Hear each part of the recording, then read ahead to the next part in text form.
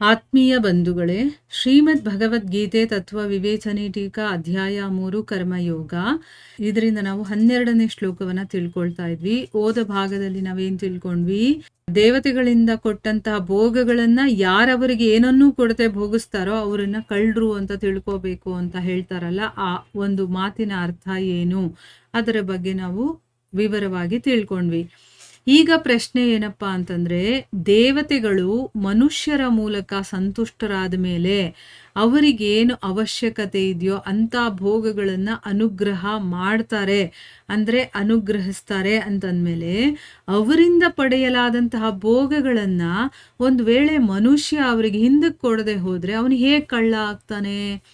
ಅಂದ್ರೆ ಅರ್ಥ ಇಲ್ಲಿ, ದೇವತೆಗಳು ಮನುಷ್ಯರ ಮೂಲಕ ಸಂತುಷ್ಟರಾದ್ಮೇಲೆ ತಾನೇ ಅವರು ನಮಗೆ ಬೇಕಾಗಿರುವಂತ ಭೋಗಗಳನ್ನ ನಮಗ್ ಕೊಡ್ತಾರೆ ಅಂತಂದ್ಮೇಲೆ ಅವರಿಂದ ಆ ಭೋಗಗಳನ್ನ ಪಡ್ಕೊಂಡ ಮೇಲೆ ಒಂದ್ ವೇಳೆ ಅವನೇನಾದ್ರೂ ಹಿಂದಕ್ಕೆ ಏನು ಕೊಡ್ಲಿಲ್ಲ ಅಂದ್ರೆ ಅದು ಹೇಗೆ ಅವನ್ ಕಳ್ಳ ಆಗ್ತಾನೆ? ಯಾಕಂದ್ರೆ ಮೊದಲು ನಾವು ಕೊಟ್ಟಿದ್ದಕ್ಕೆ ತಾನೇ ಅವ್ರು ನಮಗ್ ಕೊಡೋದು, ಮತ್ತೆ ನಾವು ಕೊಡ್ಲಿಲ್ಲ ಅಂತಂದ್ರೆ ಅದರಿಂದ ಕಳ್ಳ ಆಗ್ತಾನೆ ಅನ್ನೋದು ಅದು ಹೇಗೆ ಹೇಳ್ತಾರೆ ಅನ್ನೋದು ಇಲ್ಲಿ ಅರ್ಥ ಕೇಳ್ತಾ ಇದ್ದಾರೆ. ಅದನ್ನ ನಮ್ಗೆ ವಿವರವಾಗಿ ತಿಳಿಸಿ. ಯಾಕಂದ್ರೆ ನಾವು ಮೊದಲೇ ಏನೋ ಒಂದು ಕೊಟ್ಟಿರ್ತೀವಿ, ಅದಕ್ಕೆ ಅವ್ರು ತೃಪ್ತಿಯಾಗಿ ನಮ್ಗೆ ಇನ್ನೊಂದನ್ನು ಕೊಡ್ತಾರೆ. ನಾವು ಮತ್ತೆ ಕೊಡ್ಬೇಕು ಅನ್ನೋದು ಏನಿದೆ, ಆ ರೀತಿ ಕೊಡ್ಲಿಲ್ಲ ಅಂತಂದ್ರೆ ಕಳ್ಳ ಆಗ್ಬಿಡ್ತೀವ ನಾವು, ಅದು ಹೇಗೆ ಅಂತಂದ್ಬಿಟ್ಟು ಇಲ್ಲಿ ಪ್ರಶ್ನೆ ಕೇಳ್ತಾ ಇರೋದು. ಮೊದಲು ಪ್ರಶ್ನೆಯನ್ನ ಚೆನ್ನಾಗಿ ಅರ್ಥ ಮಾಡ್ಕೋಬೇಕು ನಾವು, ಆಮೇಲೆ ಉತ್ತರ ಹುಡ್ಕೋದಕ್ಕೆ ಶುರು ಮಾಡಬೇಕು. ಅಥವಾ ಇಲ್ಲಿ ಹೇಳಿರೋ ಉತ್ತರ ಹೇಗೆ ಹೇಳ್ತಾ ಇದ್ದಾರೆ ಅದನ್ನ ಅರ್ಥ ಮಾಡ್ಕೊಳ್ಳೋ ಪ್ರಯತ್ನ ಮಾಡಬೇಕು. ಈಗ ಉತ್ತರ ಏನು ಅಂತಂದ್ರೆ, ಸೃಷ್ಟಿಯ ಆರಂಭ ಕಾಲದಿಂದಾನೇ ಮನುಷ್ಯರು ಯಜ್ಞದ ಮೂಲಕ ದೇವತೆಗಳನ್ನ ಪುಷ್ಟಿಗೊಳಿಸ್ತಾನೇ ಬಂದಿದ್ದಾರೆ. ಅಂದ್ರೆ ಅರ್ಥ ಏನು? ಈ ಸೃಷ್ಟಿ ಯಾವಾಗ ಆರಂಭ ಆಯ್ತೋ ಅಲ್ಲಿಂದಾನೂ ಕೂಡ ಮನುಷ್ಯರು ಯಜ್ಞಗಳ ಮೂಲಕ ದೇವತೆಗಳನ್ನೆಲ್ಲ ಸಂತುಷ್ಟಿಗೊಳಿಸ್ತಾನೇ ಇದ್ದಾರೆ. ಮತ್ತೆ ದೇವತೆಗಳು ಕೂಡ ಮನುಷ್ಯರಿಗೆ ಇಷ್ಟವಾಗಿರುವಂತಹ ಭೋಗಗಳನ್ನೆಲ್ಲ ಕೊಡ್ತಾ ಬಂದಿದ್ದಾರೆ. ಅಂದ್ರೆ ಈ ಒಂದು ಪರಂಪರೆ ಅನ್ನೋದು ಸೃಷ್ಟಿಯ ಪ್ರಾರಂಭದಿಂದ ನಡ್ಕೊಂಡು ಬಂದಿದೆ. ಇವರು ಅವ್ರನ್ನ ಸಂತೃಪ್ತಿಗೊಳಿಸ್ತಾರೆ, ಅವ್ರು ಇವ್ರನ್ನ ಸಂತೃಪ್ತಿಗೊಳಿಸ್ತಾರೆ. ಇದು ನಡ್ಕೊಂಡೇ ಬಂದಿದೆ.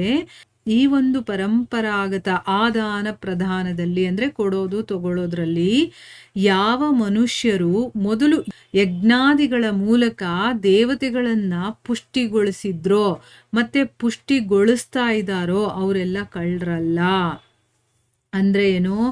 ಈಗ ಪರಂಪರಾಗತವಾಗಿ ಈ ರೀತಿ ಕೊಡೋದು ತಗೊಳ್ಳೋದು ಬಂದಿದೆಯಲ್ಲ, ಮೊದಲು ಮನುಷ್ಯರಿರ್ತಾರಲ್ಲ ಅವರು ಯಾರು ಯಜ್ಞಗಳ ಮೂಲಕ ದೇವತೆಗಳನ್ನೆಲ್ಲ ಸಂತುಷ್ಟಿಗೊಳಿಸಿರ್ತಾರೆ, ಪುಷ್ಟಿಗೊಳಿಸಿರ್ತಾರೆ. ಅದಕ್ಕೆ ಅವ್ರು ಖುಷಿಯಾಗವರು ವಾಪಸ್ ಕೊಡ್ತಾ ಇದ್ದಾರೆ ನಮಗೇನೇನು ಭೋಗಗಳು ಬೇಕೋ ಅದೆಲ್ಲವನ್ನು ಕೂಡ.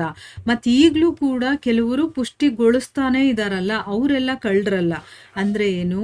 ತಮ್ಮ ಕರ್ತವ್ಯಗಳನ್ನ ಯಜ್ಞಗಳನ್ನ ಮಾಡ್ತಾ ಇರೋರು ಈಗಲೂ ಇದ್ದಾರೆ, ಅವರನ್ನಿಲ್ಲಿ ಕಳ್ಳರು ಅಂತ ಹೇಳ್ತಾ ಇಲ್ಲ. ಆದ್ರೆ ಬೇರೆ ಬೇರೆ ಮನುಷ್ಯರ ಮೂಲಕ ಪುಷ್ಟಿಗೊಂಡಂತಹ ದೇವತೆಗಳಿಂದ ಇಷ್ಟ ಭೋಗಗಳನ್ನ ಪಡ್ಕೊಂಡು ಅವರಿಗೆ ಅಂತ ಯಜ್ಞಾದಿಗಳನ್ನ ಮಾಡದೇ ಇರುವಂಥವ್ರನ್ನ ಇಲ್ಲಿ ಕಳ್ಳ ಅಂತ ಹೇಳೋದು ಸರಿಯಾಗೇ ಇದೆ ಅಂತ ಹೇಳ್ತಾ ಇದ್ದಾರೆ.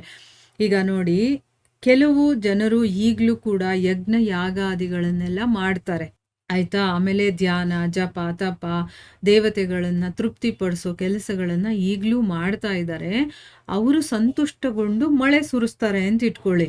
ಆ ಮಳೆಯಿಂದ ಆ ಯಜ್ಞವನ್ನ ಮಾಡಿರೋನಿಗೂ ಸಿಗುತ್ತದು, ಮಾಡದೇ ಇರೋವಂಥವ್ರಿಗೂ ಸಿಗುತ್ತೆ ಅಲ್ವಾ? ಅವರು ಅದನ್ನೇನು ಮಾಡ್ತಾ ಇದ್ದಾರೆ? ಉಪಯೋಗ ಮಾಡ್ತಾ ಇದ್ದಾರೆ. ಆದರೆ ಬದಲಿಗೆ ಏನೂ ಕೊಡ್ತಾ ಇಲ್ಲ ದೇವತೆಗಳಿಗೆ ಅಲ್ವಾ? ತಮ್ಮ ಕೃತಜ್ಞತೆಯನ್ನು ಸಲ್ಲಿಸ್ಬೇಕು ಅವರಿಗೆ, ಆದರೆ ಅವರು ಸಲ್ಲಿಸ್ತಾ ಇಲ್ಲ. ಬೇರೆಯವರು ಯಾರೋ ಮಾಡಿರೋ ಒಂದು ಫಲವನ್ನ ಇವರು ಅನುಭವಿಸ್ದಾಗ ಆಯ್ತಲ್ವಾ? ಈಗ ಅರ್ಥ ಆಗ್ತಾ ಇದೆಯಾ ಏನು ಅಂತಂದ್ರೆ, ಯಾರು ದೇವತೆಗಳಿಗೆ ಅರ್ಪಣೆ ಮಾಡುವಂತಹ ತಮ್ಮ ಕೆಲಸಗಳನ್ನ ಮಾಡ್ತಾ ಇದ್ದಾರೋ ಅದರಿಂದ ತೃಪ್ತಿಗೊಂಡಂತಹ ದೇವತೆಗಳು ಕೊಡ್ತಾ ಇರುವಂತ ಫಲವನ್ನ ಯಾರು ಮಾಡಿದಾನೋ ಅವನು ಅನುಭವಿಸ್ತಾ ಇದ್ದಾನೆ, ಯಾರು ಮಾಡಿಲ್ವೋ ಅವನು ಕೂಡ ಅದನ್ನ ಅನುಭವಿಸ್ತಾ ಇದ್ದಾನೆ. ಅಂದ್ರೆ ತಾನು ದುಡಿದೇ ಇರುವಂತಹ ಒಂದು ಹಣವನ್ನ ತಾನು ಯೂಸ್ ಮಾಡಿದ್ರೆ ಬೇರೆಯವರು ಮಾಡಿದ್ದು ಅಂತ ಆಯ್ತು ಅಲ್ಲಿಗೆ. ಅದನ್ನ ದುಡ್ದಿರೋರು ಯಾರು? ಯಾರು ಮಾಡಿರ್ತಾರೋ ಆ ಕೆಲಸವನ್ನ ಅವರು ಕಷ್ಟಪಟ್ಟು ದುಡಿದು ಅದನ್ನ ಗಳಿಸಿರ್ತಾರೆ. ಅದರಿಂದ ಇವರು ಕೂಡ ಸುಖವನ್ನ ಪಡ್ತಾ ಇದ್ದಾರೆ ಅಂತಂದ್ರೆ ಅದು ಕಳ್ತನಾನೇ ಅಂತ ಅನ್ನಿಸ್ಕೊಳ್ಳುತ್ತೆ ಅಂತ ಇಲ್ಲಿ ಹೇಳ್ತಾ ಇರೋದು. ಇದಕ್ಕೊಂದು ಎಕ್ಸಾಂಪಲ್ ಹೇಳಿದ್ದಾರೆ. ಏನಪ್ಪಾ ಅಂತಂದ್ರೆ, ಬೇರೆಯವರು ಸಾಕಿರುವಂತ ಹಸು, ಒಂದು ಹಸುಗೆ ಹುಲ್ಲು ಹಾಕಿ ಅದಕ್ಕೇನೇನು ಮೇವೆಲ್ಲ ಕೊಡಬೇಕು ಎಲ್ಲ ಕೊಟ್ಟು ಪೋಷಣೆ ಮಾಡಿರ್ತಾನೆ ಒಬ್ಬ ಅಂತ ಇಟ್ಕೊಳ್ಳಿ. ಆದ್ರೆ ಇನ್ನೊಬ್ಬ ಹಸುವಿನ ಸೇವೆನೇ ಮಾಡದೆ ಈ ಒಂದು ಹಸುವಿನ ಸೇವೆಯನ್ನ ಮನುಷ್ಯ ತಾನೇ ಮಾಡಿರೋದು, ನಾನು ಕೂಡ ಮನುಷ್ಯ ತಾನೇ, ಅವನು ಮಾಡಿದ್ರೆ ಏನು ನಾನು ಮಾಡಿದ್ರೆ ಏನು, ಅವನು ಸೇವೆ ಮಾಡಿರುವಂತ ಆ ಹಸುವಿನ ಹಾಲನ್ನ ನಾನು ಕುಡಿದ್ರೆ ಅದು ಹೇಗೆ ಕಳ್ತನ ಅಂತ ತಿಳ್ಕೊಳ್ಬೋದು ಅನ್ನೋ ಹಾಗಿದು ಅಂತ. ಅಂದ್ರೆ ಆ ಹಸುವನ್ನ ನೋಡ್ಕೊಳ್ಳುವಂಥವ್ನ ಹಾಲು ಕುಡಿದ್ರೆ ಅದರಿಂದ ತಪ್ಪಲ್ಲ, ಅವನು ಕಳ್ತನ ಮಾಡ್ದಂಗಲ್ಲ. ಆ ಹಸುವನ್ನ ನೋಡ್ಕೊಂಡಿದ್ದಾನೆ, ಅದರ ಸೇವೆ ಮಾಡಿದ್ದಾನೆ, ಸೊ ಅದು ಕೊಡುವಂತ ಹಾಲನ್ನ ಕುಡಿಯೋ ಹಕ್ಕು ಅವನಿಗಿರುತ್ತೆ. ಆದ್ರೆ ಸೇವೆನೇ ಮಾಡದೆ ಅವನು ಮನುಷ್ಯ ನಾನು ಮನುಷ್ಯ, ಅವನು ಮಾಡಿದ್ರೆ ಏನು ನಾನು ಕುಡಿದ್ರೆ ಏನು, ಏನೂ ಆಗೋದಿಲ್ಲ ಅಂತ ಸೇವೆ ಮಾಡದೆ ಕುಡಿದ್ರೆ ಏನಾಗುತ್ತೆ? ಅದು ಕಳ್ತನ ತಾನೇ ಆಗುತ್ತೆ. ಅದನ್ನ ಇಲ್ಲಿ ಹೇಳ್ತಾ ಇದ್ದಾರೆ. ಬೇರೆ ಮನುಷ್ಯರ ಮೂಲಕ ಸಂತುಷ್ಟರಾದಂತಹ ದೇವತೆಗಳಿಂದ ಭೋಗಗಳನ್ನ ಪಡ್ಕೊಂಡು ಅವ್ರಿಗೇನನ್ನೂ ಕೊಡದೆ ಭೋಗಿಸುವಂತ ಮನುಷ್ಯನನ್ನ ಕೂಡ ಇಲ್ಲಿ ಕಳ್ಳ ಅಂತಾನೆ ತಿಳ್ಕೋಬೇಕು ಅಂತ ಕ್ಲೀನಾಗಿ ಎಕ್ಸ್ಪ್ಲೈನ್ ಮಾಡಿದ್ದಾರೆ. ಈಗ ನಾವು ಕಳ್ಳರ ಅಲ್ವಾ ಅಂತ ನಾವು ನೋಡ್ಕೋಬೇಕು. ನಾವು ಭಗವಂತನನ್ನ ಸಂತುಷ್ಟಿಗೊಳಿಸ್ತಾ ಇದ್ದೀವಾ, ದೇವತೆಗಳನ್ನ ಸಂತುಷ್ಟಿಗೊಳಿಸ್ತಾ ಇದ್ದೀವಾ ಅಂತ ನೋಡ್ಕೋಬೇಕು. ಇಲ್ಲ ಅಂತಂದ್ರೆ ನಮ್ಮ ಕರ್ತವ್ಯ ಏನಿದೆಯೋ ಅದನ್ನ ಮಾಡಬೇಕು. ಇಲ್ಲ ಅಂತಂದ್ರೆ ನಾವು ಕೂಡ ಕಳ್ಳರು ಅಂತ ಅನ್ನಿಸ್ಕೊಳ್ತೀವಿ. ಭಗವಂತ ಎಷ್ಟು ಚೆನ್ನಾಗಿ ಎಕ್ಸ್ಪ್ಲೈನ್ ಮಾಡಿದ್ದಾನೆ ನೋಡಿ. ನಮ್ಮನ್ನ ಕಳ್ಳರು ಅಂತ ಅನ್ಕೋಬೇಕಾ ಇಲ್ವಾ, ಅಥವಾ ನಾವು ಕಳ್ತನ ಮಾಡ್ತಾ ಇದ್ದೀವಾ ಇಲ್ವಾ, ನಮಗೆ ನಾವೇ ಅದನ್ನ ಚೆಕ್ ಮಾಡಿಕೊಂಡ್ರೆ ಸಾಕು. ಬೇರೆಯವರು ಯಾರು ಹೇಳಬೇಕಾಗಿಲ್ಲ. ಇಲ್ಲಿಗೆ ನಾವು ನಿಲ್ಲಿಸೋಣ. ಹರೇ ಕೃಷ್ಣ.